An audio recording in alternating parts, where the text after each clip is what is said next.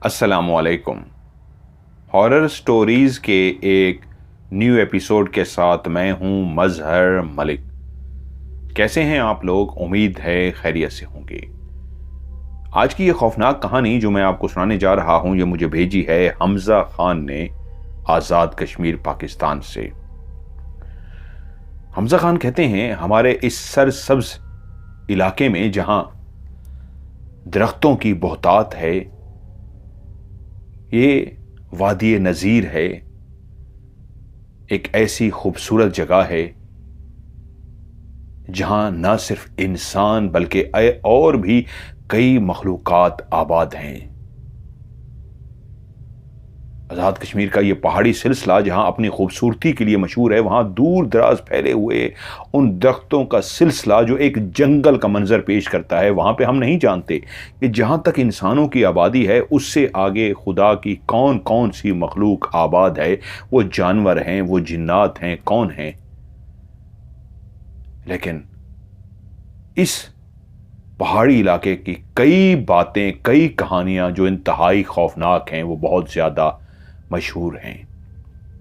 वहीं पे बना हुआ एक खान विला, एक बहुत बड़ी हवेली नुमा कोठी, एक ऐसी खूबसूरत बनी हुई बिल्डिंग जिसको अपने वक्त की इंतहाई खूबसूरत इमारत कहा जाता है। इस इमारत को मीर वैस ने बनवाया था। वो एक बहुत जद्दी पुश्ती अमीर कबीर शख्स थे। उनकी बहुत ज्यादा जमीनें थीं, जायदाद थी, और उन्होंने शौक से उसी पहाड़ी सिलसिले के बीच में खान विला बनाया था। वहां के रहने वाले लोगों के लिए ये एक ऐसी शानदार इमारत थी जिसको दूर दूर से लोग देखते थे और ठंडी आहें भरते थे कि इसमें भी तो इंसान रहते हैं। पहाड़ों के बीच में इंसान ने अपने लिए कितना खूबसूरत ये विला बनाया है। लेकिन आज मैं आपके साथ उस खूबसूरत खान विला की सच्ची कहानी शेयर करने जा रहा हूं। अकबर खान उनका अकलौता बेटा था, मीर वैस का। उनके मुंशी जो मीर वैस के साथ उनकी जमीनों की देखभाल करते, अब वो भी बूढ़े हो चुके थे।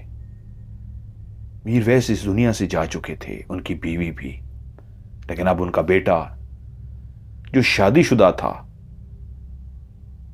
लेकिन वो व्हील चेयर पर बैठा हुआ था। उनके मुंशी जो उनके बाप के साथ अटैच थे और बाप के गुजर जाने के बाद उसके वाहिद अकलौते बेटे अकबर खान के साथ अटैच थे, आज वो जमीनों की बहुत सारे मामलात के लिए फिर घर खान विला तशरीफ लाए थे। अब खान विला के सारे मामलात अकबर खान की बीवी शीरी देखती थी। शीरी बेगम इंतहाई नेक, इंतहाई खूबसूरत और अदबो आदाब वाली खातून थी।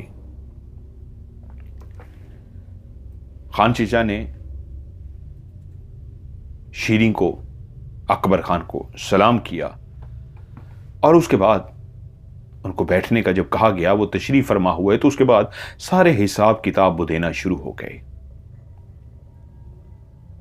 जब वो सारे हिसाब किताब दे चुके और शीरी जो कुछ लिखना था, जो संभालना था और जो बैठ के सुनना था, वो सारा सुन चुकी, क्योंकि वो एक ऐसे ईमानदार शख्स थे खान चचा जिन पे उनको मीर वैस को बहुत ज्यादा भरोसा था। मीर वैस के गुजर जाने के बाद भी सब भाग दौड़ उन्हीं के हाथ में रही थी और वो सभी मामलात को देखते थे। अगर अकबर खान अपनी टांगों से महरूम ना होते तो वो भी आज जाते, जमीनों को देखभाल कराते, सब कुछ मामलात को देखते। लेकिन जब से वो टांगों से माजूर हुए थे, वो एक किस्म का बिस्तर से ही लग गए थे। मुलाजिम उनको कभी जबरदस्ती उठाकर व्हील चेयर पे बिठा देते तो थोड़ी देर वो इधर उधर घूमते और उसके बाद फिर से उनको बिस्तर पर लेटा दिया जाता।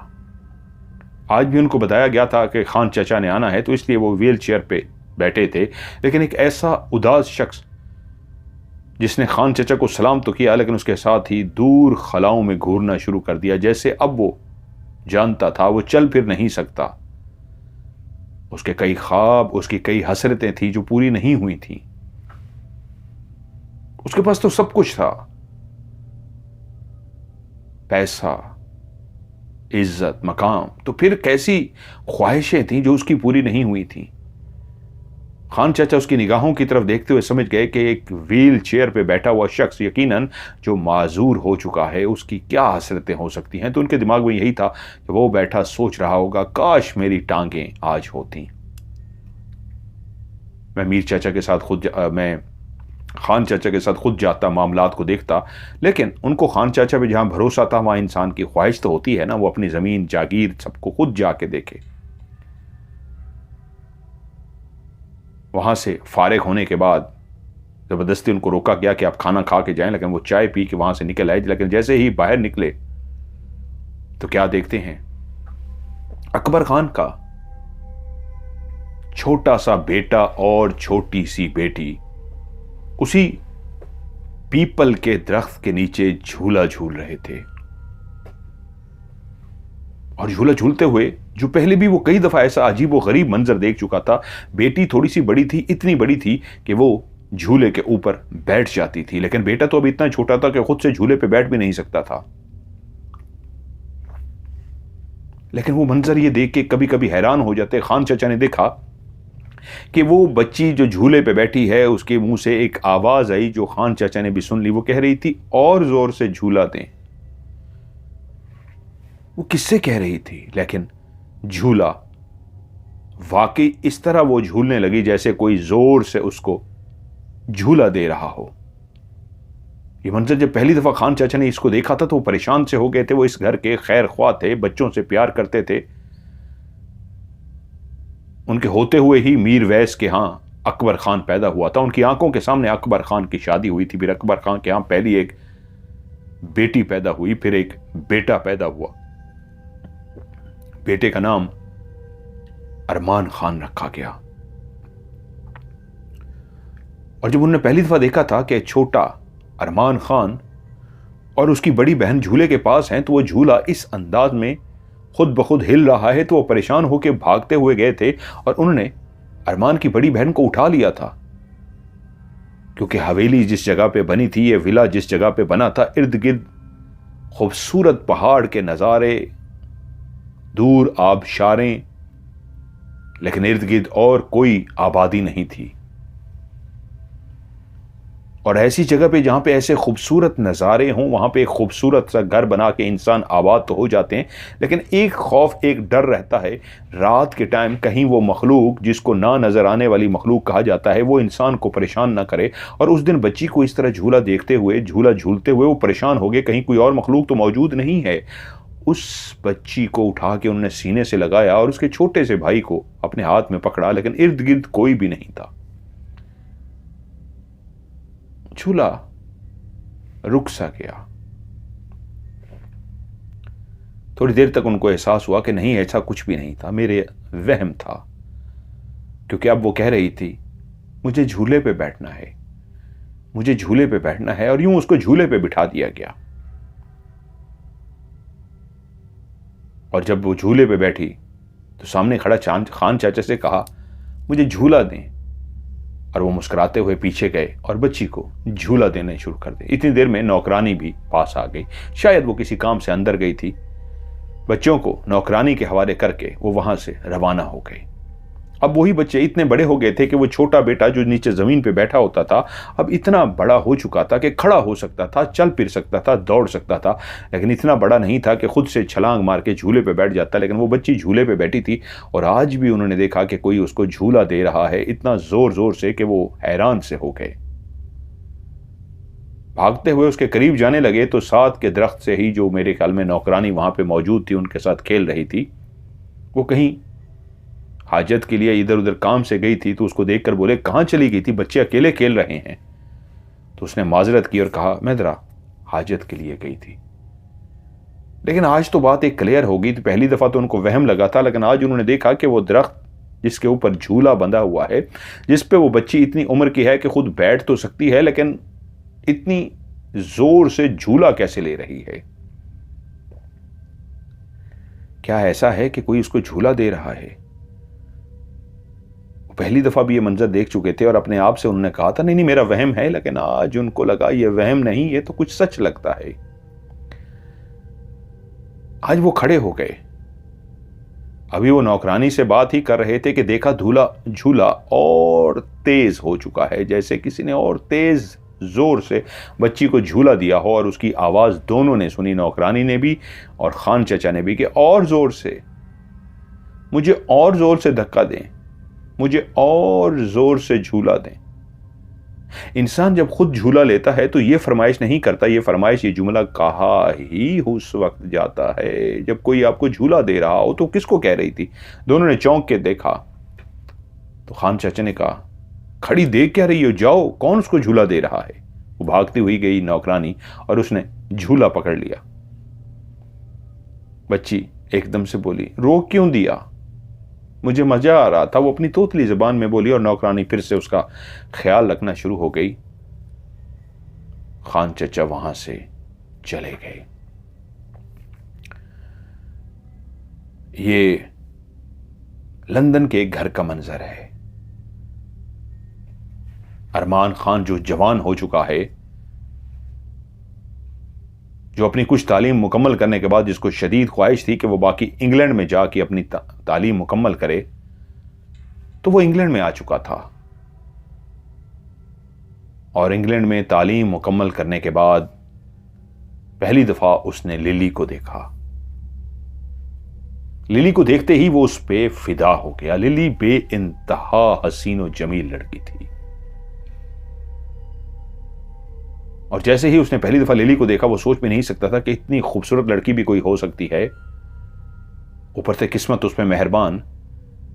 लिली और उसका आमना सामना ऐसा हुआ कि वो सामने से आ रही थी और ये जा रहा था, लेकिन इसके कदम खुद ब खुद रुक गए। ये लिली के पीछे चलना शुरू हो गया। लिली चलते चलते एक रेस्टोरेंट में दाखिल हुई और अकेले बैठ के उसने कॉफी का ऑर्डर दिया। ये चलता हुआ उसके करीब गया और उससे मुस्कुरा के कहा कि अगर आपको एतराज ना हो मैं यहां बैठ जाऊं। उसने मुस्कुरा के कहा, व्हाई नॉट। इसने भी अपने लिए ऑर्डर दिया। दोनों के दरमियान कोई बात तो ना हुई, लेकिन जब बिल की बात आई तो ये उठकर गया और इसने लिली का बिल भी दे दिया। लिली ने उससे पूछा, क्या आपने मेरा बिल अदा किया? उसने कहा, यस। तो लिली ने उसका बहुत शुक्रिया अदा किया।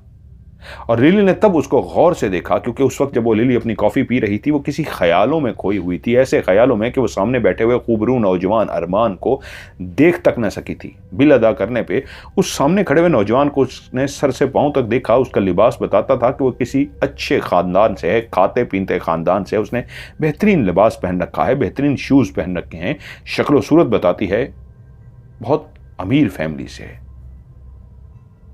मैं लिली हूं और आप? माई नेम इज अरमान। और ये उनकी पहली मुलाकात थी, अरमान और लिली की। यूं उस रेस्टोरेंट से जब बाहर निकले तो वो आपस में बातें करते हुए निकले, और यूं वो बातों का सिलसिला इस तरह चल निकला कि लिली ने उसे कहा कि वो कहां रह रहा है।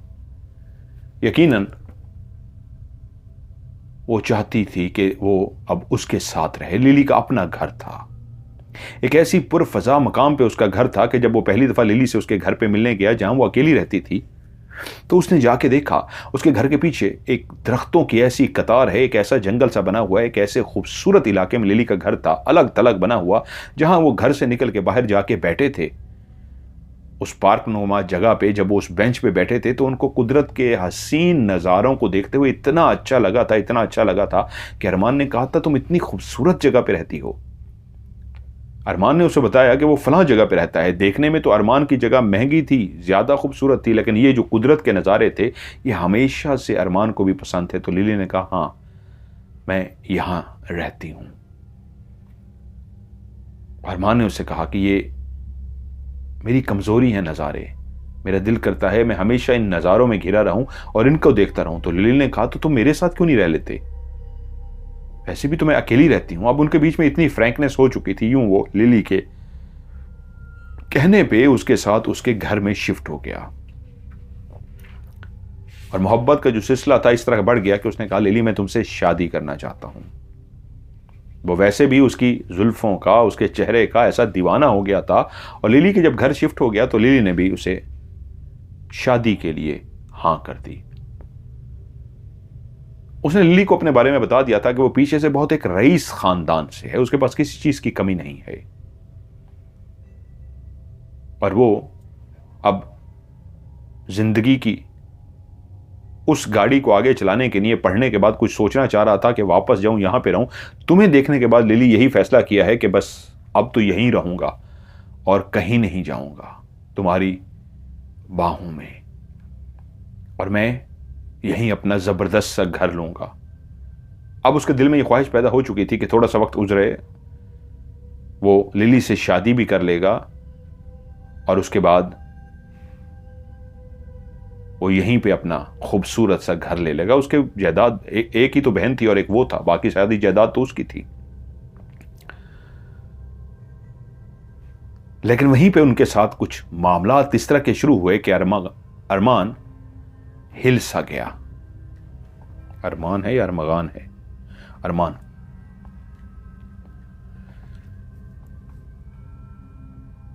हुआ ऐसे कि वो दोनों अक्सर जब टाइम होता तो वो चलते हुए घर से पीछे बने हुए उसी पार्क में आकर बैठ जाते और ढेरों घंटे बातें करते, खूबसूरत नज़ारों को महसूस करते और कुदरत के उन हसीन नज़ारों को देखते हुए वो रोमांटिक अंदाज में वहां पे रहते। लेकिन एक शाम जब वो वहां पे दाखिल हुए तो आज वो लेट आए थे, थोड़ी ही देर के बाद अंधेरा छा गया, लेकिन वो फिर भी बैठे रहे। वो चिड़ियों की, वो परिंदों की चहचहाट जो उन दोनों को बेइंतहा पसंद थी अब बंद हो चुकी थी, क्योंकि अंधेरा फैलते ही परिंदे भी अपने घोंसलों में सो गए थे। हर तरफ एक अंधेरा सा फैल गया था, लेकिन वो दोनों बैठे रहे। आज वीकेंड था। बैठे बैठे रात सी हो गई। लिली ने कहा चलें अब घर चलते हैं। अरमगान का अभी और बैठने का दिल था, लेकिन लिली के कहने पे वो उठ खड़ा हुआ। वो चलते हुए जैसे ही घर की तरफ जाने लगे तो उनको ऐसा महसूस हुआ जैसे उनके पांव के नीचे जो पत्ते आ रहे थे, उन पत्तों की चरचराहट से जो आवाज पैदा हो रही थी, ऐसी ही एक आवाज उनको ऐसे महसूस हुई कि पीछे से भी आ रही है। वो दोनों रुक से गए कि पीछे कौन है इस टाइम। जब वो वहां से उठे थे तो उस टाइम तो कोई भी नहीं था सिवाय उनके। अब कौन है? इंसान की फितरत है, मुड़ के देखता है। उन्हें पीछे मुड़ के देखा तो पीछे कोई भी नहीं था। अभी चंद कदम ही चले थे कि फिर पीछे से सूखे पत्तों पे चलने की आवाज आई। वो दोनों रुक गए, पीछे मुड़कर नहीं देखा, लेकिन अभी भी पीछे पत्तों पे, उन सूखे हुए पत्तों पे चलने की आवाज से चुड़मुड़ की एक आवाज सी पैदा हो रही थी, एक चरचराहट ऐसी कि जो भी चल रहा था उसके पांव के नीचे वो पत्ते आ रहे थे और टूटने की वजह से एक शोर सा पैदा हो रहा था। वो दोनों रुके हुए थे, अभी मुड़ के नहीं देखना चाह रहे थे कि क्या वाकई वहम है या पीछे कोई आ रहा है। और जब कानू ने सुन लिया नहीं वहम नहीं, कोई पीछे आ रहा है, तो फौरी तौर पर पीछे मुड़ के देखा तो पीछे कोई भी नहीं था। लिली एकदम से बोली, अरमान मेरा दिल घबरा रहा है, बस चलो यहां से। लिली क्या हो गया है? कुछ भी नहीं है, तुम ऐसे ही परेशान हो रही हो, आ जाओ। उसके जहन में था कि शायद कोई कुत्ता, कोई जानवर ऐसा ना हो जिसकी वजह से ऐसा हो, लेकिन पीछे कोई भी नहीं था। लेकिन वो दोनों घर पहुंच गए। उसके बाद कोई आवाज ना आई। उस रात जब वो दोनों सोने के लिए बिस्तर पर लेटे, अब उनको इकट्ठे रहते हुए काफी अरसा हो गया था और ये पहली दफा हुआ था कि आज पीछे से ऐसे चलने की आवाज आई थी। और जैसे ही वो सोने के लिए लेटे, थोड़ी देर के बाद उनको नींद आ गई। काफी देर वो जागते रहे, बातें करते रहे, लेकिन आखिर 1-2 बजे उन्हें सोना ही था जब थक हार गए। अरमान ने शराब पीनी भी शुरू कर दी थी। वो उस वक्त तक जब वो सोने के लिए लेटा तो इतनी पी चुका था कि अब उसको शदीद नींद आ रही थी। लिली ने भी पी हुई थी, लेकिन अब दोनों सोने के मूड में थे। जैसे ही लेटे वो दोनों सो गए। उनके घर के अंदर से, किचन में से एकदम से किसी बर्तन के गिरने की आवाज आई। लिली एकदम से जाग गई। वो इतना ज्यादा टुन नहीं थी, उसने फौरी तौर पे अरमान को, अरमगान मेरे मुंह में बार बार आ रहा है, चले अरमगान ही कह देते हैं, उसने अरमगान को झंझोड़ के उठाया। अभी तो वो सोया था, उसका उठना मुश्किल था। जैसे कैसे उसने उसको उठाया और वो उठ गया। क्या हुआ लिली? उसने कहा कोई लगता है घर में आ गया है, किचन में आवाज सी आई है। तो वो दोनों उठे और चलते हुए किचन में गए तो क्या देखते हैं, किचन में एक कांच का बर्तन, शीशे का बर्तन नीचे गिरकर टूट गया है। लिली ने कहा मुझे इस बर्तन के ही गिरने की आवाज आई थी, तभी मेरी आंख खुल गई, वरना तुम्हें जानते हो ऐसी हालत में जब मैंने भी पी हुई कहां मेरी आंख खुलती है। तभी मैंने तुम्हें जगाया। और वो दोनों अलर्ट होकर घर की तलाशी लेने लगे, कहीं कोई छुपा हुआ तो नहीं है। लेकिन कोई भी नहीं था। लेकिन शायद लगता था अगर कोई घर में घुसा था किचन में तो वो अब जा चुका था। अरमगान बोला शायद किसी को भूख लगी होगी, खाने की तलाश में कोई आ गया होगा और बर्तन जब उससे गिरा तो वो भाग गया होगा। लिली घबराओ मत, इस वक्त सर में दर्द है, सोने दो। वो दोनों जाकर सो गए। उसके बाद अगले कई दिन तक कुछ भी महसूस ना हुआ। उधर अरमगान अपने वालिदैन का अकलौता था, एक बहन थी और एक वो था। बहन की शादी हो चुकी थी और पढ़ने के लिए वो बाहर आया था माँ बाप की ख्वाहिश पे कि वो वहीं पे रहे, लेकिन वो जिद करके पढ़ने के लिए बाहर चला आया था। लेकिन इस शर्त पे हर थोड़े अरसे बाद वो माँ बाप के पास चक्कर लगाया करेगा और साल के साल तो कुछ अरसे के लिए जरूर माँ बाप के पास रहने के लिए आएगा। और फिर अब वो टाइम आ गया था जब उसे माँ बाप से मिलने के लिए जाना था। उसके बिल्कुल अच्छा नहीं लगता था। उसका बाप जो हर वक्त दवाइयों के जेर असर रहता, उसके जिस्म से अजीब सी दवाइयों की अजीब सी बू सी आती। उसको अपना बाप इतना अच्छा नहीं लगता था, लेकिन मजबूरी थी। वह एयरपोर्ट से बाहर निकला तो उसका बाप व्हील चेयर पे और उसकी मां मौजूद थी और खान चाचा भी मौजूद थे और कुछ और मुलाजिम भी। यूं उसका इस्तकबाल किया गया, उसका सामान वगैरह लेकर घर पहुंचे।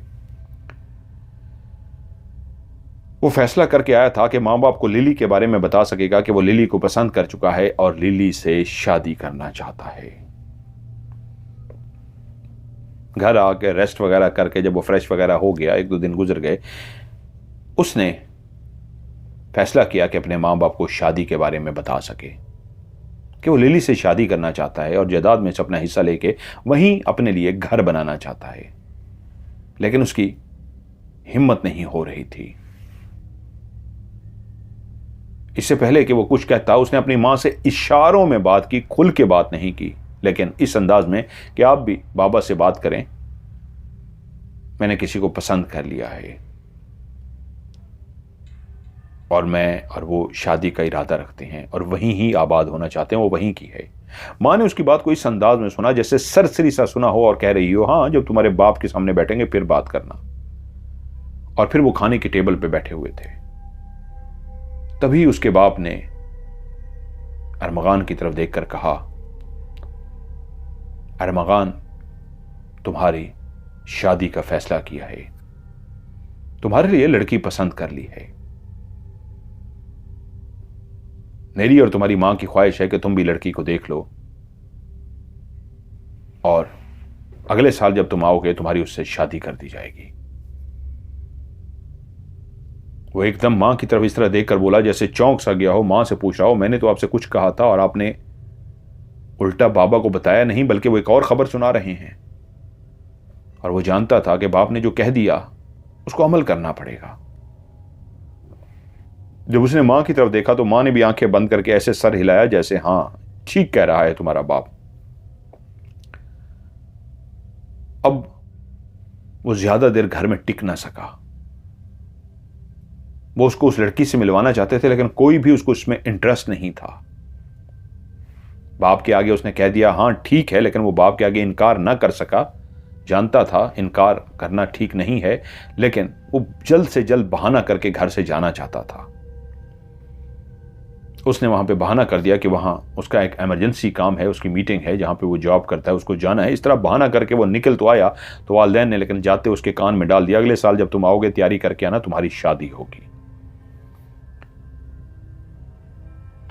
वो शादी कभी भी नहीं करना चाहता था वालिदैन की मर्जी से, लेकिन पता था कि शादी अगर ना की तो वो जायदाद से आग कर दिया जाएगा, उसको जायदाद में से हिस्सा नहीं मिलेगा।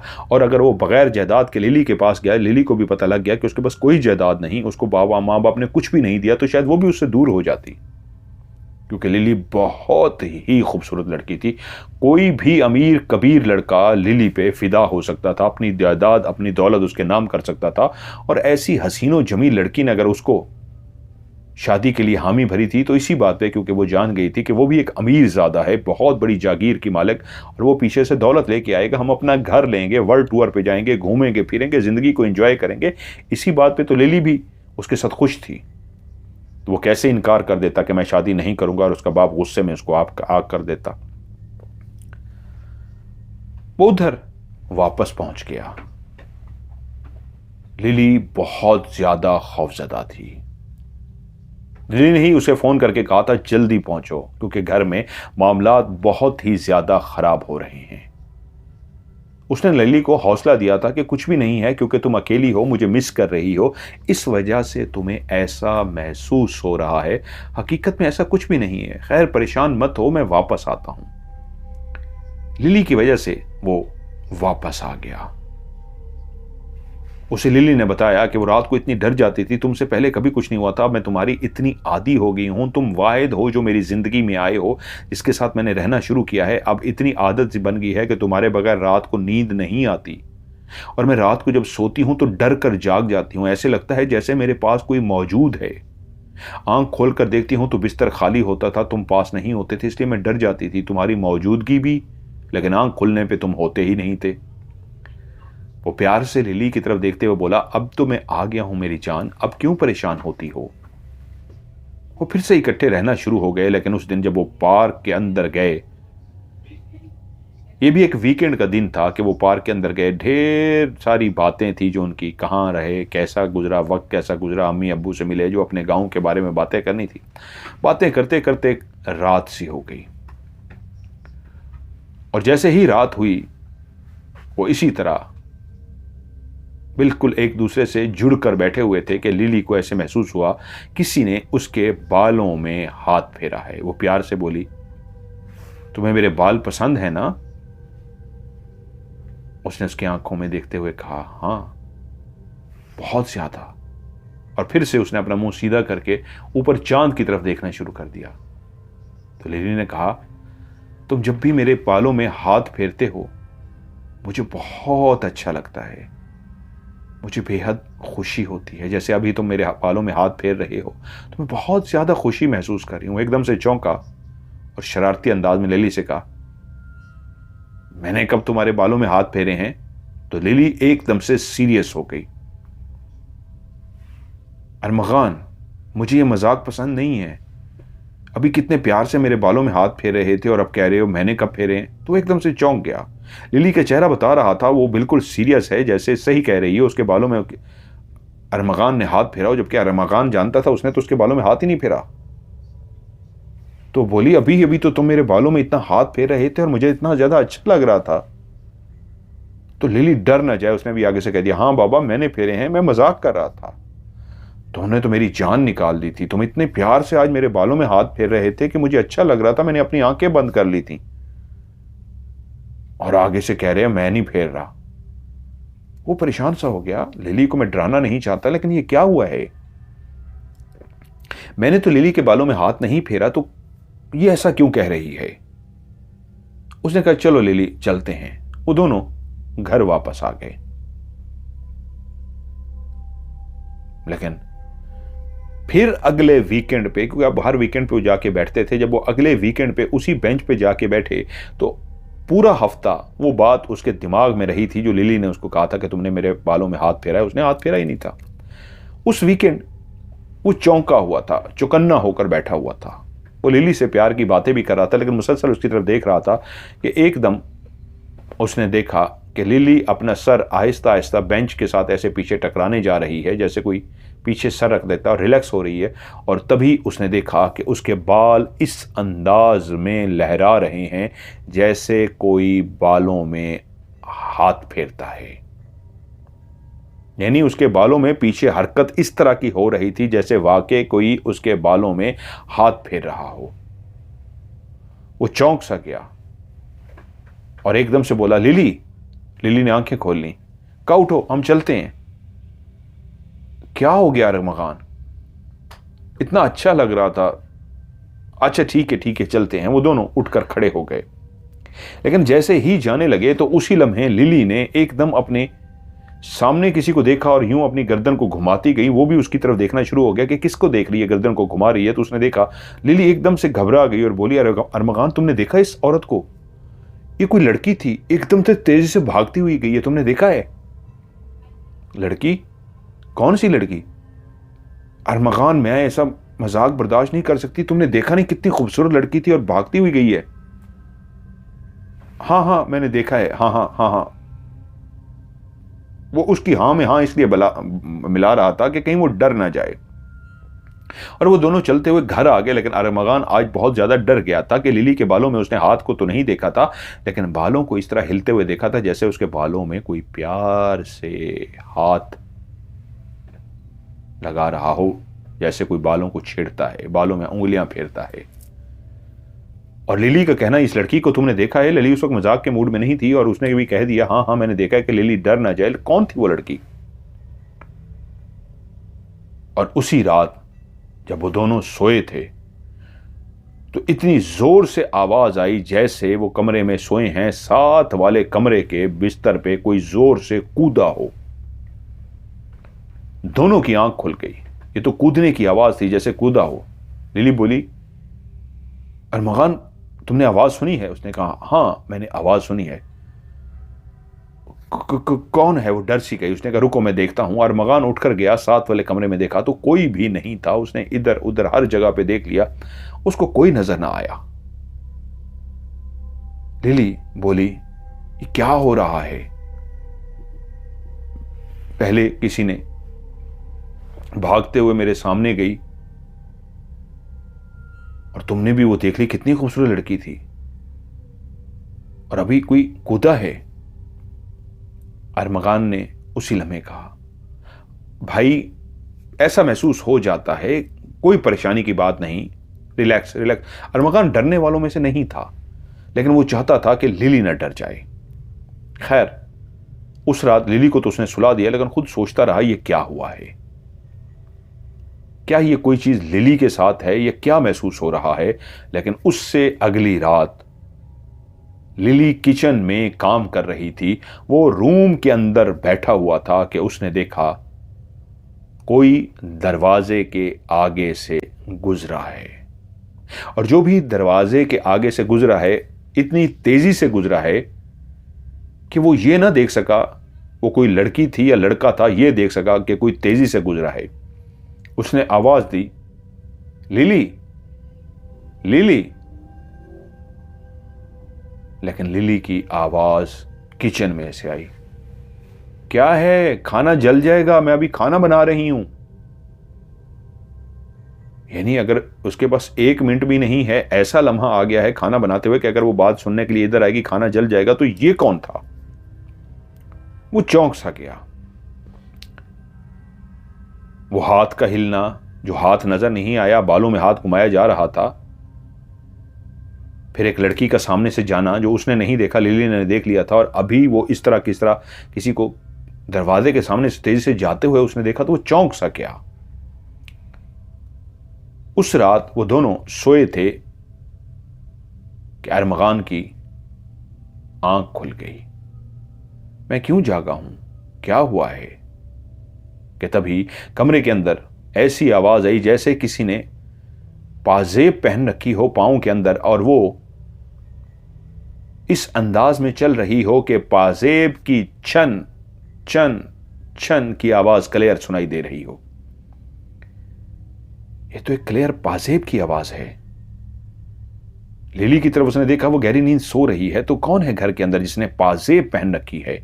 गोरे तो पाजेब बहुत कम पहनते हैं। ये पाजेब का कल्चर इंडिया हिंदुस्तान से है, इंडिया पाकिस्तान का कल्चर है या इन मुमालिक का है, ये लोग बड़ी कम पाजेब पहनते हैं।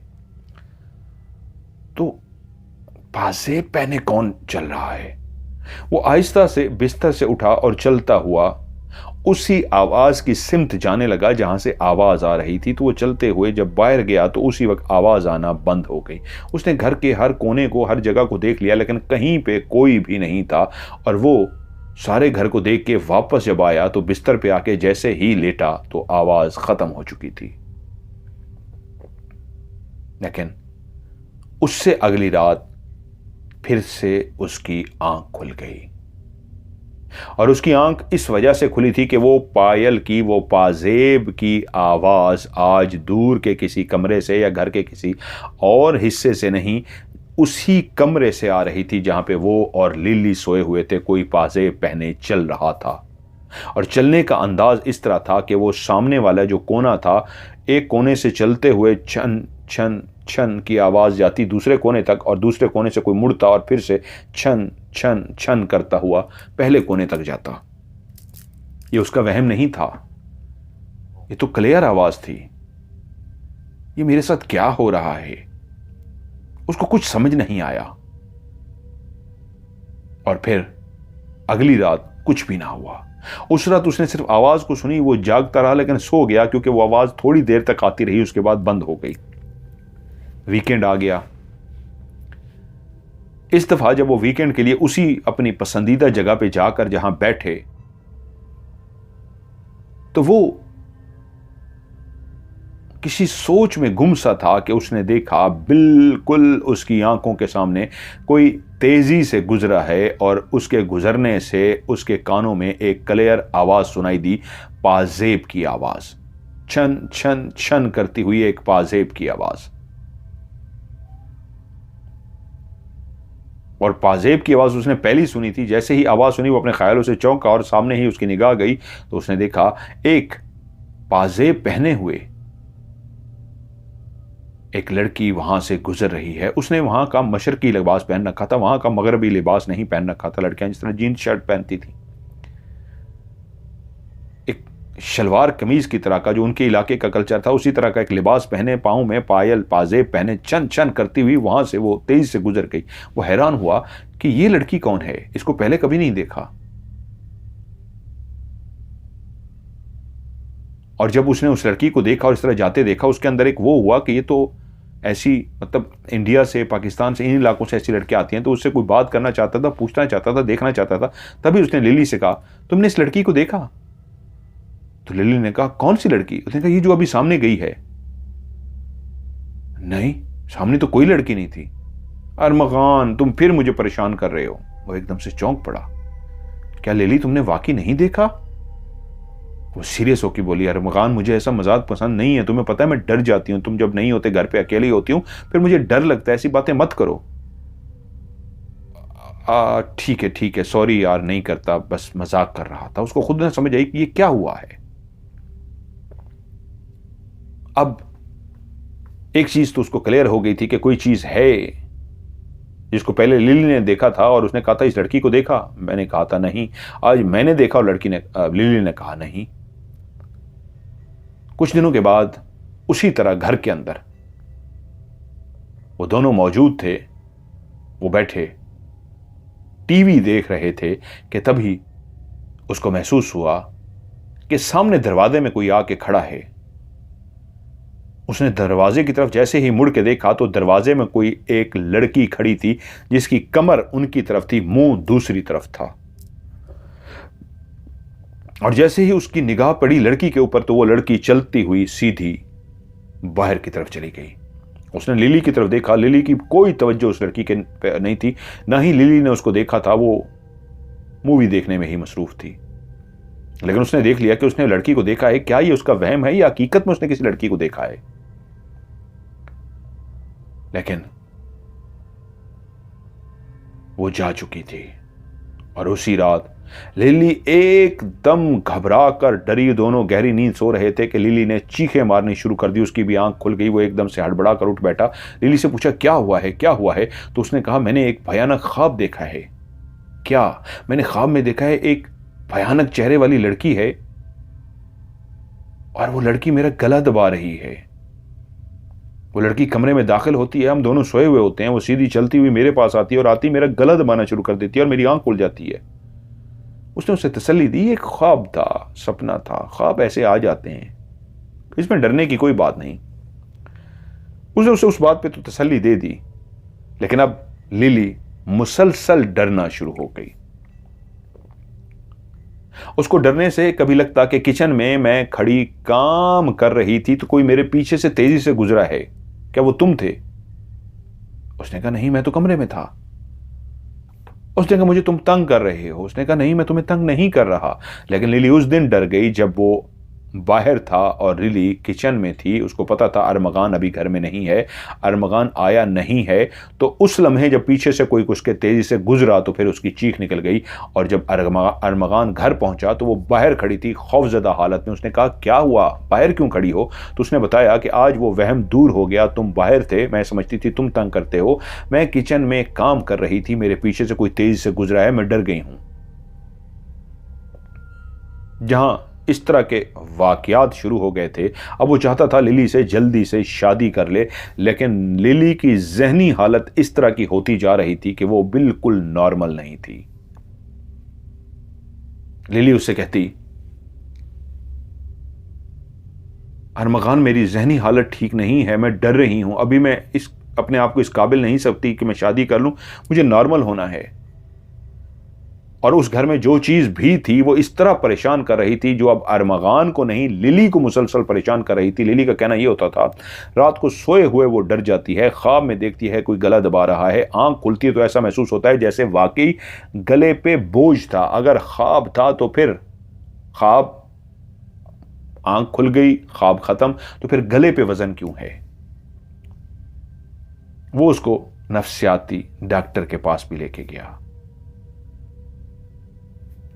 तो उस नफ्सियाती डॉक्टर ने उससे कहा, ये किसी पुराने वाकये की वजह से डिस्टर्ब हो गई हैं, आपको इनकी काफी देखभाल करनी होगी, लेकिन ये ठीक हो जाएंगी।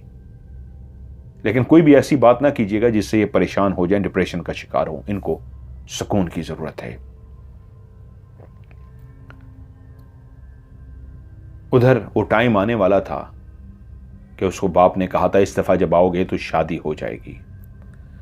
जब वो इस दफा जाने लगा तो लिली से उसने कहा कि तुम्हारी हालत ऐसी ठीक नहीं है, तुम एक काम करो, कुछ दिनों के लिए, मैं जब तक वापस नहीं आता, होटल में शिफ्ट हो जाओ या किसी दोस्त के यहां शिफ्ट हो जाओ। तुम्हारा अकेला इस घर में रहना बेहतर नहीं है। क्योंकि लिली के साथ मुसलसल इस तरह के वाकयात हो रहे थे कि वो नफ्सियाती मरीजा बनना शुरू हो गई थी। और उसके कहने पे उसने लिली के लिए 1 महीने के लिए कमरा बुक करा दिया कि तुम 1 महीना यहां पे रहो, होटल है, यहां पे लोगों का आना जाना होगा, तुम्हें किसी किस्म की परेशानी नहीं होगी, खाना पीना भी होगा, कुछ बनाना भी नहीं पड़ेगा, तब तक मैं आ जाऊंगा। और तुम्हारा दिल करे तो अपनी सहेली वगैरह से मिला ना, दोस्तों के साथ गपशप कर लेना। उधर वो घर पहुंचा तो उसकी शादी की तैयारियां पहले ही की जा चुकी थी। वालिदैन पहले ही तैयार बैठे हुए थे। और जैसे पहुंचा तो उसे कहा, यह है गुलालई, तुम्हारी होने वाली बीवी। उसने गुलालई की तरफ देखा तो वो इंतहाई हसीन और जमील थी, लेकिन लिली के आगे तो कुछ नहीं थी। लिली की तो उसकी दिमाग पे ऐसी सवार हो गई थी, लिली के आगे तो दुनिया की कोई खूबसूरत लड़की उसके सामने भी बिठा दी जाती तो उसको तो सिर्फ लिली से ही प्यार था। उसने गुलालई को आंख भर के भी ना देखा, लेकिन अगर लिली उसकी जिंदगी में ना आई होती तो शायद गुलालई उसको बहुत हसीन और जमील लगती। वो एक गरीब खानदान की गरीब सी लड़की थी, लेकिन इंतहाई शरीफ, इंतहाई फर्माबरदार, एक इंतहाई नेक। उसके साथ उसकी शादी कर दी गई, क्योंकि उसको पता था अगर वो शादी नहीं करेगा, कोई भी रुकावट डालेगा तो फिर वालिदैन उसको जायदाद में से आग कर देंगे। वो अपने खानदान को जानता था, इसलिए उसने खामोशी इख्तियार की कि लिली तो इस बात को नहीं जानती, मैंने कौन सा इसके साथ रहना है, शादी कर लूंगा और जब मेरी शादी हो जाएगी, जायदाद जैसे ही मेरे नाम होगी, मैं सब कुछ बेच के चला जाऊंगा और लिली के साथ अपनी जिंदगी गुजारूंगा। यूं गुलालई उसकी बीवी बन गई और बीवी बन के वो उसकी कमरे में थी। उसको गुलालई से कोई इंटरेस्ट नहीं था, कोई प्यार नहीं था, वो उसके लिए एक बेजान सी चीज थी। उसने अपने दिल में कहा, पता नहीं ये चुड़ैल कहां से मेरे मत्थे मार दी है। मैं तो सिर्फ लिली से प्यार करता हूं और ये तो चुड़ैल है, चुड़ैल। लेकिन मजबूरी थी, उसे बीवी की तरह उस रात को उसके साथ रहना पड़ा, क्योंकि वो जानता था कि उसकी शादी कर दी गई है। अगर उसने वो रात बीवी की तरह ना गुजारी तो उसके वालिदैन सुबह, यकीनन सी बात है, उनको पता लग जाएगा। तो उसने वालिदैन को दिखाने के लिए उसके साथ बर्ताव और जिस्मानी ताल्लुक एक मियाँ बीवी वाला रखा था। उसको उसमें कोई भी इंटरेस्ट नहीं थी सिवाय इसके कि वो ये महीना जल्दी से गुजारे और यहाँ से चला जाए, क्योंकि वो वालिदैन को कह आया था कि अभी मैं सेटल हो रहा हूँ, मैं अपनी बीवी को वहीं पर बुलाऊंगा, आप बेफिक्र रहें। यूं वो महीना जैसे कैसे जहर मार के उसने घर पे गुजारा। वो लिली को बहुत कम टाइम देता था। लिली जान चुकी थी कि लिली कह रहा हूं, गुलाली जान चुकी थी कि वो वालिदैन के सामने दिखावे के लिए उससे अच्छा बोलता है, उससे तमीज़ से बात करता है, उसको मुंह लगाता है, और जब वालिदैन सामने नहीं होते तो उसको देखना तक गवारा नहीं करता। वो एक गरीब खानदान की शरीफ सी लड़की थी, उसको अपना नसीब समझ के चुप कर गई। उसने किसी से गिला तक नहीं किया, लेकिन सर झुकाए अपने शौहर की खिदमत करने के लिए बेचैन रहती, और शौहर उससे दूर भागता था। वो अगर कमरे में होती, वो देख लेता कि वो कमरे में बैठी है तो वो बाहर चला जाता, और अगर बाहर किसी जगह पे बैठी होती तो वो अंदर चला जाता। उसका सामना तक नहीं करना चाहता था। वो उसको जहर लगती थी, एक जहरीली चुड़ैल। लेकिन वालिदैन के सामने उससे बात भी कर लेता जैसे वो उसकी बीवी है, वो उससे इज्जत दे रहा है। वो एक महीना गुजार के वो वक्त आ गया जब उसने रवाना होना था। वो रवाना हो गया, और उधर जब पहुंचा, लिली उसका इंतजार कर रही थी। लिली और वो फिर से रहना शुरू हो गए। लिली की नफ्सियाती हालत बिल्कुल उसी तरह रही, बल्कि दिन ब दिन और खराब होती गई। उस होटल में तो उसके साथ कोई नहीं हुआ, कुछ नहीं हुआ था। जैसे ही उस घर में पहुंचे, फिर से वो मामलात शुरू हो गए। लिली उस दिन शाम को अकेली थी, वो अभी नहीं पहुंचा था कि एकदम से लिली ने देखा कि कमरे के दरवाजे के अंदर कोई लड़की खड़ी है। वो टीवी बैठी देख रही थी कि एकदम से उसके कानों में एक पाजेब की छन छन की आवाज सुनाई दी। वो चौंकी, और उसने जैसे ही दरवाजे में देखा तो दरवाजे में एक इंतहाई भयानक चेहरे वाली लड़की खड़ी थी, जिसका चेहरा इंतहाई खौफनाक था, और उसने लिबास भी वैसा पहन रखा था जैसे हिंदुस्तान पाकिस्तान में पहना जाता है। वैसे ही लिबास के साथ खड़ी थी। उसके बाल खुले हुए थे और उसके बाल लहरा रहे थे जैसे हवा चल रही हो, और हवा की वजह से उसके बाल लहरा रही हों, लेकिन कोई हवा नहीं चल रही थी। वो अपनी लाल सुर्ख आंखों से खड़ी लिली को ऐसे देख रही थी जैसे कह रही हो मैं तुम्हें कच्चा खा जाऊंगी। और लिली जोर जोर से चीखना शुरू हो गई, चीखते चीखते बेहोश हो गई। वो इतना डर गई उसकी लाल सुर्ख आंखों से, उसके भयानक खौफनाक चेहरे से, कि खौफ की वजह से बेहोश हो गई। जब वो घर में दाखिल हुआ तो लिली बेहोश पड़ी हुई थी। उसने उसे बड़ी मुश्किल में होश में लाया, और जैसे ही वो होश में आई उसने चीखना चिल्लाना शुरू कर दिया। काफी मुश्किल से उसने उसे नॉर्मल किया, और उससे जब पूछा कि क्या हुआ है तो उसने बताया कि आज मैंने ये देखा है। और उसके बाद दिन ब दिन लिली की तबीयत और ख़राब होती गई। वो लिली से शादी करना चाहता था कि उधर वो माँ बाप की ख्वाहिश पे शादी तो कर आया है, इधर वो अपनी बीवी को हासिल करे जिसको वो अपनी बीवी हकीकत में समझता था, वो लिली थी। अभी तक उनके बीच में कोई भी ऐसा ताल्लुक नहीं कायम हो चुका था, और दिन ब दिन उसकी लिली की तबीयत ख़राब होती जा रही थी। उसने लिली से कहा भी कि मैं शादी करना चाहता हूँ, तो लिली ने कहा तो मेरी हालत को देख रहे हो, मैं कैसी हालत में हूं, तुम्हें शादी की पड़ी है। तब लिली और उसके बीच में रहते हुए एक बात तय हो गई कि जितनी जल्दी हो सके हम अपना नया घर खरीद लें। शायद हमें इस जगह को छोड़ देना चाहिए, क्योंकि मैं जब तक होटल में रही हूं बिल्कुल नॉर्मल रही हूं, कुछ भी नहीं हुआ। जैसे इस घर में आई हूं मामला फिर से खराब हो गए हैं, बेसुकूनी बढ़ गई है। तुम जल्दी से अपना पैसा ले आओ और हम अपने नए घर में रहेंगे। ये शायद घर ही हॉन्टेड है, इस घर में कोई मसला है, हम इस घर को छोड़ देंगे। ये साल बड़ी मुश्किलों से गुजरा, रोते, परेशान होते, टेंशनें लेते, बेहोश होते, डरते, समझ नहीं आई। परेशानियां थी कि बढ़ती जा रही थी कि उधर से एक साल बाद खबर कोई 6-7 महीने बाद खबर मिली कि वालिदैन अल्लाह को प्यारे हो गए हैं। उसने टिकट कराई और घर पहुंचा। वही एयरपोर्ट जहां पे उसको लगता था उसका वालिद जो उससे मिलने के लिए आता था, जिससे उसको दवाइयों की बू आती थी, आज पहली दफा उदास था। वालिद लेने नहीं आया था, साथ में वालदा भी आती थी, वालदा भी लेने नहीं आई थी। और जब वहां पहुंचा, मरे हुए वालिदैन की तदफीन कर दी गई, तो वो शदीद उदास था। वो अपनी लिली की मोहब्बत में इतना आगे चला गया था, उसको सब कुछ भूल गया था। वो अपने वालिदैन सब कुछ भूल गया। और लिली को, जिसको वो छोड़ के आ गया था, इतनी इमरजेंसी में आया था कि पिछली दफा तो उसको होटल में कमरा दिलवा कर आया था, इस दफा वालिदैन की मरने की खबर सुन के वो जल्दी से आ गया था। और लिली ने उसको कह के भेजा था, अब तो वालिदैन इस दुनिया में नहीं रहे, जितनी जल्दी हो सके जायदाद बेचो और सब कुछ बेच के वापस आ जाओ, मैं जैसे कैसे गुजार लूंगी, मैं खुद ही होटल में चली जाऊंगी, तुम जाओ बस जायदाद बेच के आओ ताकि हम अपना घर लें। क्योंकि इस खबर के आने से कुछ दिन पहले ही एक बड़ा खौफनाक भयानक वाकया हुआ था। वो लिली जो ख्वाब देखती थी वो हकीकत का रूप अख्तियार कर गया था।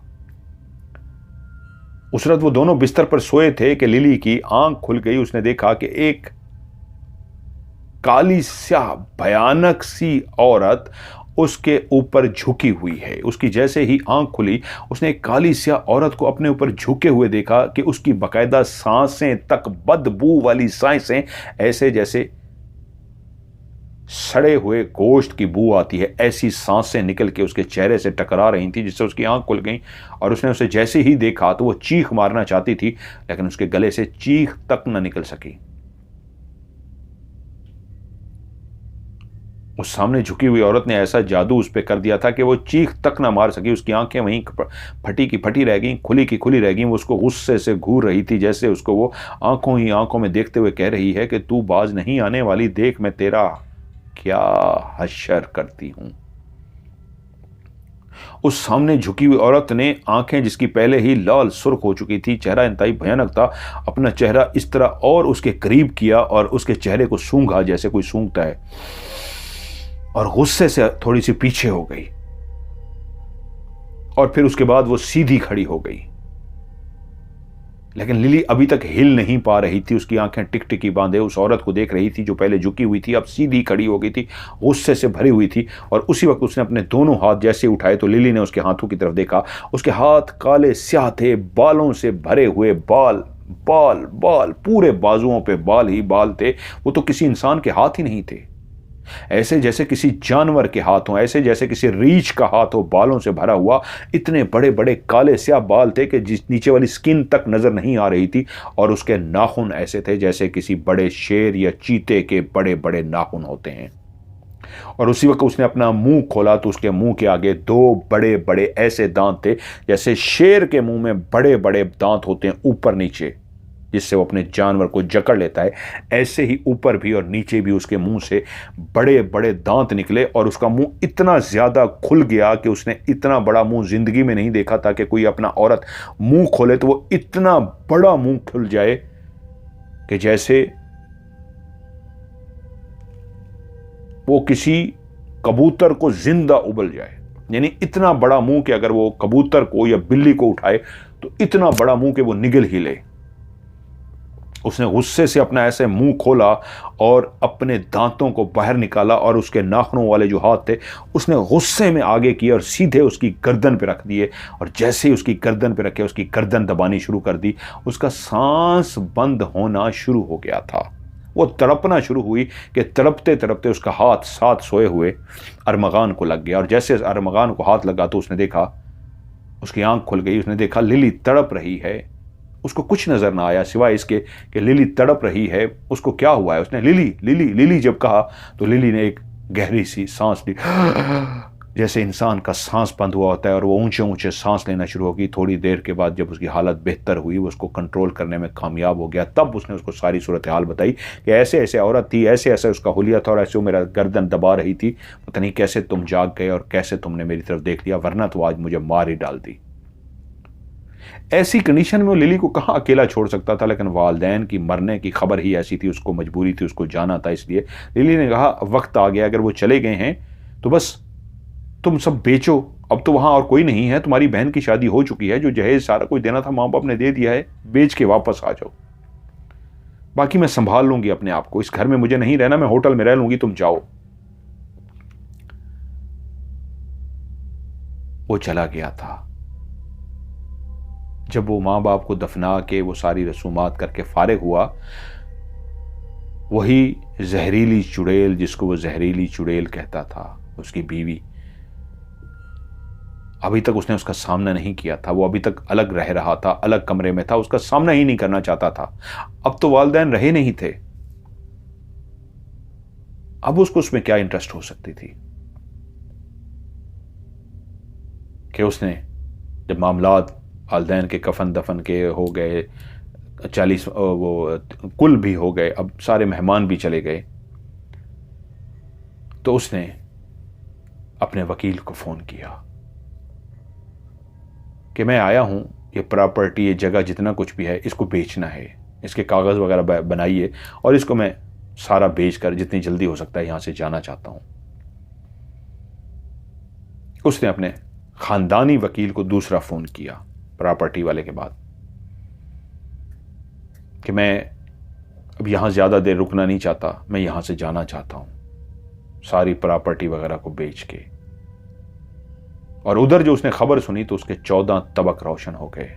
खानदानी वकील ने जो उसको बताया वो सोच भी नहीं सकता था, गुस्से से धाड़ा, ये कैसे हो सकता है, मैं वालिदैन का अकलौता बेटा हूं, कैसे हो सकता है।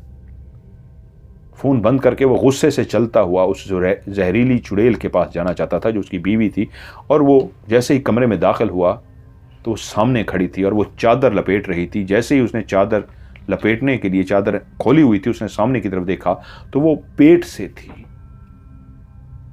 वो एकदम से ठटक गया और उसके पेट की तरफ देखकर बोला, ये क्या है? उसने कहा, ये आपके होने वाले बच्चे हैं, आपका होने वाला बच्चा है।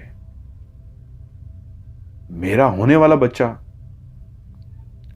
जी, मुझे पता है आपको इस बच्चे में कोई इंटरेस्ट नहीं है, लेकिन ये आपका ही बच्चा है।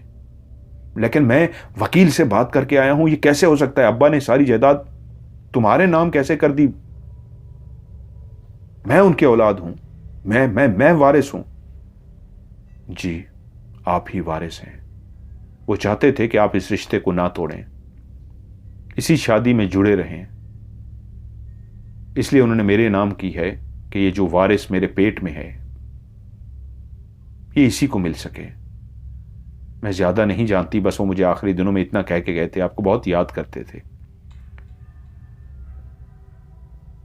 कि कुछ ऐसा था जो वो जानते थे। सर, उन्होंने मुझे सब नहीं बताया, इतना कहा कि बस हम चाहते हैं वो तुम्हारे साथ ही रहे, अपने इस बच्चे के साथ रहे, इसलिए हम सब कुछ तुम्हारे नाम कर रहे हैं। मैंने उनसे कहा था मुझे कुछ नहीं चाहिए, लेकिन उन्होंने कहा वक्त आने पे तुम्हें पता लग जाएगा। मैं नहीं जानती उन्होंने मेरे नाम क्यों किया है। वैसे भी तो ये सब आपका है, औलाद भी तो आपकी है, आप ही इस जागीर के मालिक हैं। अब वो एकदम से चौंक सा गया, कमरे में गया, सोचता रहा क्या करूं, ये तो मैं फंस गया हूं, अगर मैंने ऐसा किया तो मुझे कुछ भी नहीं मिलेगा। हाँ, एक तरीका हो सकता है। उसने उसी वक्त दिमाग में एक प्लान कर लिया। वो फैसला कर चुका था कि मौका मिलते ही वो इस बीवी को हटा देगा। जैसे इसको रास्ते से हटा देगा उसका काम हो जाएगा, फिर वो खुद ब खुद इसका वारिस है। जब वो नहीं रहेगी तो वही वारिस होगा। उसकी बीवी जो पेट से थी, उसने उसको पहले भी 1-2 दफा देखा था। वो उसी झूले पे, जो आज भी उनका खानदानी झूला उसी पीपल के दरख्त के नीचे मौजूद था, वहां पे झूला बैठ के झूलती थी। एक दिन उसके करीब जाने लगा तो वो देखा किसी से बात कर रही है। वो पास गया तो बोला, किससे बात कर रही थी? वो कहा, कुछ नहीं, मैं तो गुनगुना रही थी। लेकिन उसको लगा था जैसे वो किसी से बात कर रही हो। तब उसने अंदाजा किया कि ये झूला बैठ के अभी भी झूलती है। अगर मैं ऐसा करूं कि या तो झूला झूलते हुए इसको यहां से धक्का दूं तो मेरा काम तमाम हो जाएगा, और एक दिन इसी तरह अब वो प्यार से जो उससे बातें कर रहा था, वो झूला झूलने के लिए झूले पे जाके बैठी, तो वो चलता हुआ उसके करीब गया, उसके पीछे से इस अंदाज में गया कि धक्का दे सके। लेकिन एक नौकरानी जो हर वक्त उसके साथ रहती थी, उनकी खानदानी नौकरानी थी, एकदम से वो नौकरानी वहां पे आके टपक गई, जिसकी वजह से वो रुक गया और उसको धक्का न दे सका। उन दिनों में वो नौकरानी हर वक्त उसके साथ चिपकी हुई थी, क्योंकि वो मां बनने वाली थी, वो उसको मना भी नहीं कर सकता था। उसने फैसला किया मुझे कोई और हल करना होगा, और वो गया अपने दोस्त के पास। उससे कहा मुझे कोई ऐसा जहर दो ये मफलूज सी हो जाए, इसके जिस्म के अंदर जो इसका बच्चा है ये जाये हो जाए, ये पागल हो जाए, इसका पूरा जिस्म मफलूज हो जाए। कुछ ऐसा जहर दो मुझ पे शक भी ना जाए, मां बनने वाली है ना, वो जब जहर जाएगा इस तरह का हो कि मुझ पे शक भी ना आए, बच्चे भी जाये हो जाएं, इसको फिर रास्ते से हटाना मुश्किल हो जाए, किस तरीके बच्चे को हटा दो और ये मफलूज हो जाए। उस दोस्त ने कहा मेरे पास एक ऐसी चीज़ है, अगर कोई पी ले तो पता भी नहीं लगेगा और आपका पूरा जिस्म मफलूज हो जाएगा, सिर्फ फिर व्हील चेयर ही होगी जिस पे आप बैठे होंगे, हरकत नहीं कर सकेंगे, मोहताज हो जाएंगे, फिर आपको कोई उठा के बिस्तर पे लिटाएगा और उठा के करेगा। उसने कहा इससे तो अच्छी चीज़ ही कोई नहीं हो सकती, यही दे दे मुझे। वो दवाई उससे ले आया। आज वो बहुत रोमांटिक मूड में था, बीवी को बहुत इज्जत दे रहा था, बहुत खुश था। आज वो बाहर जाकर बैठा, उन्हीं झूलों के पास उसने कुर्सियां रखवाई और बीवी से कहा आज मैं बहुत खुश हूं, रुको, तुम्हारी तवज्जो की जरूरत है, मुझसे गलतियां हुई हैं, मैं उसकी माफी मांगता हूं, रुको मैं आता हूं। वो अंदर गया, उसने 2 अनार के जूस बनाए। अनार के जूस के अंदर उसने वो जहर मिला दिया।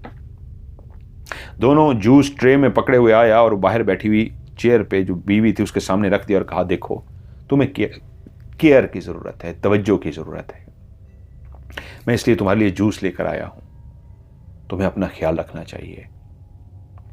तुम्हारे पेट में मेरी औलाद है, इस घर का, इस जायदाद का वारिस, वैसे भी तो हमें इस घर का, जायदाद का वारिस चाहिए।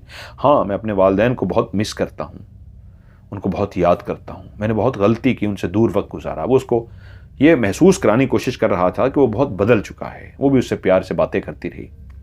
तभी उसने कहा आप जानते हैं ना मैं माँ बनने वाली हूँ, तो कोई भी चीज़ इस तरह मुझसे पी नहीं जाएगी। सामने फल फ्रूट लगे हुए थे, उसने कहा सामने से एक ताज़ा लीमू ही तोड़ के ले आई है, मैं इसमें लीमू ज़रा डाल लूँगी खट्टा, तो मेरा मन खुशी से इसको पी लेगा। वो गया और एक लीमू को तोड़ के ले आया।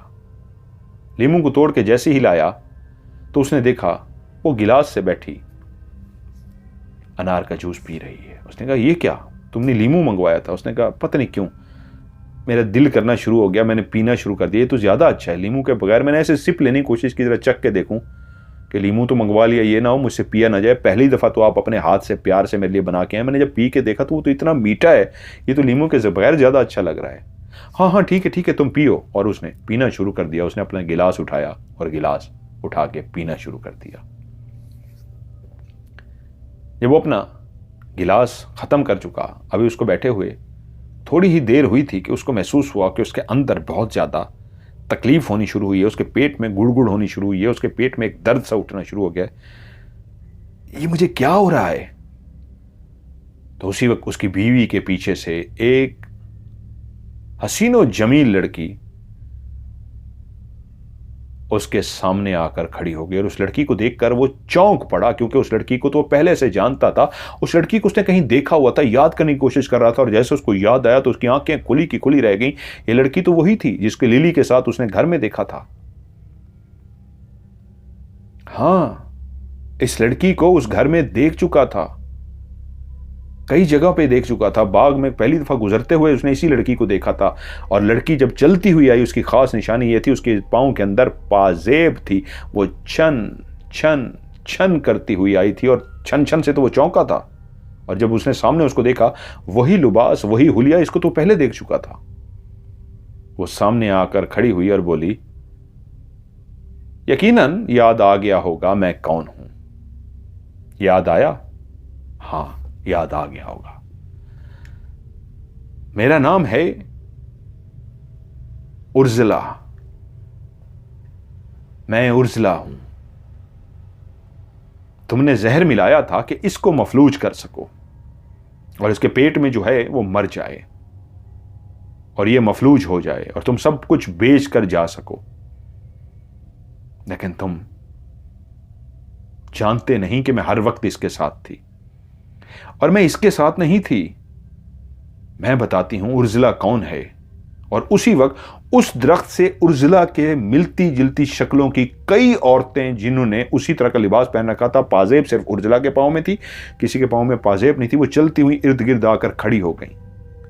हाँ, इनसे मिलो, ये मेरी कबीले की खवातीन है, इसी दरख्त पे बसेरा है हम सबका। तुम्हारे दादा मीर वैस जब इस जगह पे आए थे तो पहली दफा ये दरख्त वहीं मौजूद था और किसी ने उनके कान में कह दिया था कि इस दरख्त पे हवाई मखलूक रहती है, तो उन्होंने कहा था इस दरख्त को मत काटना।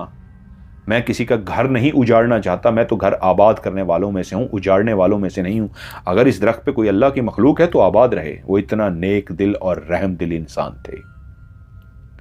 और ये बात जब उन्होंने दादी को बताई, क्योंकि उन्होंने पूछा कि दरख्त क्यों नहीं कटवाया, उस जगह पे भी कुछ बना लेते, तो उन्होंने कहा नहीं, कोई अल्लाह की मखलूक है।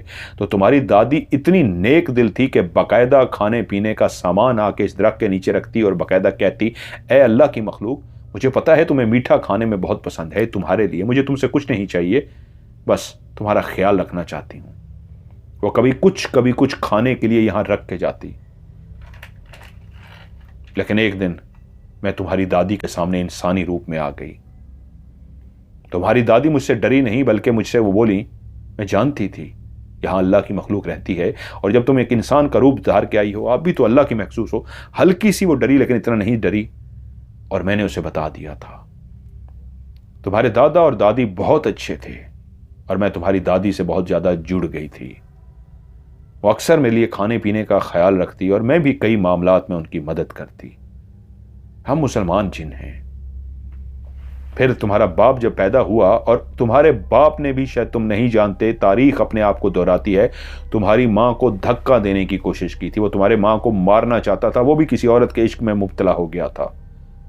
उसको पहाड़ से गिराना चाहता था, उसको धक्का देना चाहता था, लेकिन मैं जान चुकी थी तुम्हारा बाप खुद गिरा और टांगों से माजूर हो गया। बस तुम्हारे लिए इतना काफी है कि उसको मैंने ही तुम्हारी मां को बचा लिया था और वो खुद गिर गया था, जान बच गई, टांगों से माजूर हो गया। और वो अपनी कुर्सी पे बैठ के मुसलसल सोचता रहता था। लेकिन तुम उसके यहां पैदा हुए, तुम्हारी बहन पैदा हुई। तुम्हें याद ना हो, तुम्हारी बहन और तुम जब उस झूले पे आके बैठते थे तो मैं तुम्हें झूला देती थी। तुम्हारी बहन मुझे कहती थी, दीदी कहती थी तुम्हारी बहन मुझे। और तुम्हारी बहन को जो झूला दे रही होती थी, दुनिया की नजरों से ओझल, दुनिया को नजर नहीं आती थी, तुम्हारे खान चाचा भी देखते थे, वो मैं ही होती थी, तुम्हारी बहन को झूला देती थी। और तुमने जिद की, पढ़ने के लिए चले गए, लेकिन वहां जाके तुम एक लड़की के इश्क में मुब्तला हो गए और मुझे पता चल गया कि तुम एक लड़की के इश्क में मुब्तला हो चुके हो। मां बाप को तुम्हारी जरूरत है। तुम्हारी मां तुमसे बहुत प्यार करती है। तुम्हारे बाप को उसकी सजा मिल चुकी, उसके जुर्म की सजा मिल गई, अब उसे भी तुम्हारी जरूरत है, लेकिन तुम भी अपनी बाप की रवश पे चल पड़े। तुम फौरी उस लड़की से शादी करना चाहते थे कि मैं वहां पहुंच जाती, और लड़की को और तुम्हें इतना डरा कर रखा कि तुम शादी ना कर सको। और मैंने उस शादी को डिले किया, रोकती गई और डिले करती गई, जाती थी कि यह शादी ना हो सके। यहां तक कि इस मासूम जो इंतहाई नेक, फर्माबरदार और इंतहाई प्यारी बच्ची से तुम्हारी शादी हो गई। कभी तुम्हारे आगे उफ तक ना किया, तुमने उसको घास तक ना डाली, लेकिन उसने उफ तक ना किया, उसको अपना नसीब समझा। इसलिए शायद करीब घर से थी, मैं इसके सामने भी आ गई, उसे बता दिया कि मैं तुम्हारे खानदान से जुड़ी हूं, इसको सब कुछ बता दिया, और हर वक्त इसकी हिफाजत करने लगी। और जब ये मां बनने वाली हो गई तो तुम आ गए। मैं साया बन के हर लम्हे इसके पास थी, किसको बचा सकूं, और तुम्हारी उस चाल से भी वाकिफ हो गई कि तुम इसको मारना चाहते हो, इस बच्चे को मारना चाहते हो। ये पहले तो मुझे देखकर डर गई, जैसे तुम्हारी मां डर गई थी। तुम्हारी दादी थी जो डरी नहीं थी मुझे देखते हुए, तुम्हारी मां भी बहुत डर गई थी, ये भी बहुत डर गई। लेकिन आहिस्ता आहिस्ता तुम्हारी मां आदी हो गई। ये भी इस घर में जब इसने मुझे पहली दफा देखा था, बहुत अरसा पहले, डर गई थी। लेकिन इसको आहिस्ता आहिस्ता मैंने आवाज की सूरत में मुतमईन करना शुरू किया कि डरो मत, मैं तुम्हारी खैर खा हूं, मैं तुम्हारी दुश्मन नहीं हूं, और इस घर में आज से नहीं, कई सालों से मेरा बसेरा है। और फिर इसे मैंने तुम्हारी दादी के बारे में बताया, और फिर तुम्हारी मां के बारे में भी बताया। और हां, फिर तुम्हारी मां ने भी जब इसे कह दिया, इस बच्ची को, गुलालई को, कि हां, उर्जिला इसी दरख्त पे रहती है और उर्जिला के साथ मेरे बच्चे खेलते हैं। जब मैं तुम्हारे और तुम्हारी बहन को झूला देती थी तो तुम्हारी मां जानती थी कि उर्जिला है जो बच्चों के साथ खेल रही है, और तुम्हारी मां मुतमईन इसलिए थी कि उर्जिला हर वक्त उनकी देखभाल कर रही है। लेकिन कुदरत के फैसले कुछ और होते हैं। मां बाप को इस दुनिया से जाना था, वो मैं इसलिए नहीं कर सकी। वो नसीब के लिखे जो फैसले होते हैं वो होके रहते हैं। वो किसी हादसे से नहीं, अपने वक्त पे अपनी एक कुदरती मौत मरे हैं। लेकिन तुम्हारे बाप की तरह वही लालच अपनाया और इसको मारने का फैसला किया, कि मारना इस अंदाज में कि बच्चे को ज़ाय करके इसको मफलूज कर देते, और उसके कुछ अर्से बाद ये सब कुछ बेच बाच के उसी लिली के पास चले जाते। और मैंने जब तुम इसके लिए अंदर जूस बनाने गए थे तो इसे बता दिया था कि वो उसको में मिलाने जा रहा है, तुम इसको लीमू का कहना और जैसे ही उठ के जाए तो गिलास बदल लेना। ऐसा ही हुआ, तुम जब लीमू लेने के लिए गए उसने गिलास बदल दिया, तुम्हें वो गिलास दे दिया जो तुम गुलालई के लिए लेके आए थे, और अब तुम पी चुके हो। और वो जानता था कि ये जहर उसको मफलूज कर देगा, वो व्हील चेयर पे आ जाएगा, कुछ नहीं कर सकेगा। वो चीखा, मुझे बचाओ, तो बोली नहीं, अब देर हो चुकी है, तुमने खुद अपने साथ ये किया है, इसकी तुम्हें सजा मिलेगी, और इसकी सजा यही है, अब तुम कभी वापस नहीं जा सकोगे। तुम इसी बच्चे के साथ, इसी गुलालई के साथ बाकी अपनी जिंदगी यहीं इसी खान विला में गुजारोगे। और रह गई लिली, वो बिल्कुल ठीक हो जाएगी। वो जो उसकी नफ्सियाती बीमारी है, जो वो डर रही है, जो खौफजदा है, उसके साथ जितने भी मसले हो रहे हैं वो सब के सब ठीक हो जाएंगे। और हां, उसकी मैं थोड़ी सी मदद भी कर दूंगी, पैसों की, तुम परेशान मत हो। और उसके चाहने वाले तुमसे पहले भी बहुत थे, अब भी बहुत हैं। ये मत सोचना कि वो अकेली रह जाएगी, उसको बहुत मिल जाएंगे। लेकिन तुम दो जानों पे, एक जो पेट में थी और एक जो सामने बैठी है, उस पर जुल्म करने जा रहे थे अपने बाप की तरह। तुम्हारे बाप ने भी तुम्हारी मां को इसी तरह तकलीफ दी थी। वो अपनी पसंद से शादी करना चाहता था और तुमने वही करने जा रहे थे। और मैं इस खानदान के साथ, तुम्हारी दादी के साथ हमेशा से वफादार रही हूं। तुम्हारे दादा बहुत नेक रहम दिल इंसान थे, गरीबों की मदद करने वाले। और मेरे इस कबीले की, जो पूरा इस दरख्त पे आबाद है, तुम्हारी दादी हमेशा ख्याल रखती रही। और तुम्हारी दादी के बाद तुम्हारी मां ने बहुत ज्यादा ख्याल रखा। और तुम्हारी मां के बाद जब गुलालई को पता चल गया, ये डर रही थी, तुम्हारी मां ने उसको कह दिया कि जब मैंने इसे महसूस करवाया तो ये बहुत डर गई, इतनी खौफजदा हो गई कि जब इसने तुम्हारी मां से ये बात जाके कही तो तुम्हारी मां ने फिर उस दिन बैठ के उसे कहा, शीरी खान ने, कि डरो मत, वो हमारी खानदान से जुड़ी हुई एक ऐसी जिनजादी है जो इसी दरख्त पे रहती है। वो तुम्हारी खैर खा है, वो मेरी खैर खा है, वो मेरी सास की भी खैर खा थी, उसे डरने की जरूरत नहीं है। और तब ये मुझसे डरी नहीं और मुझसे ये मानूस होना शुरू हो गई, मैं इसके सामने आना शुरू हो गई। आज मैं फिर इसी दरख्त पे रहूंगी अपने खानदान के साथ, तुम्हारे सामने नहीं आऊंगी, गुलालई के साथ हर वक्त मौजूद रहूंगी जब तक मेरी जिंदगी है। अब वक्त हुआ जाता है तुम्हें अस्पताल लेकर जाने का, लेकिन तुम अब व्हील चेयर पर रहोगे, मफलूज होगे, अपने इसी बच्चे के साथ, इसी बीवी के साथ। और फिर उसको अस्पताल लेकर तो गए, लेकिन देर हो चुकी थी। उसका जिस्म का हिस्सा नीचे वाला मफलूज हो गया, वो चल फिर नहीं सकता था। उसने बाकी जिंदगी वहीं व्हील चेयर पे ही गुजारी, और गुलालई उसका ख्याल रखती रही, और उसका एक बेटा हुआ। वो जिनजादी सिर्फ गुलालई को नजर आती थी। कहने वाले कहते हैं कि वो जो नस्ल चली उसकी, अरमगान का जो बेटा हुआ, शायद वो जो जिनजादी थी उसको भी नजर आई, या उसके साथ क्या हुआ उसके बारे में कोई नहीं जानता। लेकिन अरमगान ने अपनी ये खुद कहानी मरने से पहले अपने सारे जानने वालों को सुना दी थी कि मुझे मेरी गुनाहों की सजा मिल गई है।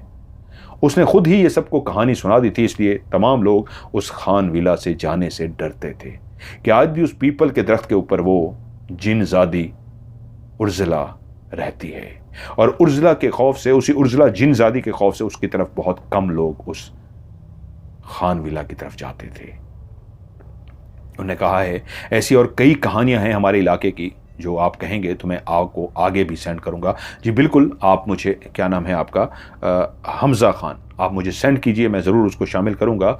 और आप लोगों को ये कहानी कैसी लगी नीचे कमेंट सेक्शन में ज़रूर बताइएगा। जगह को थोड़ा सा फर्जी कर दिया गया है क्योंकि सच्ची कहानी, उन्होंने कहा जगह आगे पीछे कर दीजिए ताकि किसी को पता ना लगे, लेकिन ये एक सच्ची कहानी है। और ये सच्ची कहानी आप लोगों को कैसे लगी नीचे कमेंट्स में ज़रूर बताइएगा। वीडियो को लाइक कीजिएगा, दोस्तों के साथ शेयर ज़रूर कीजिएगा।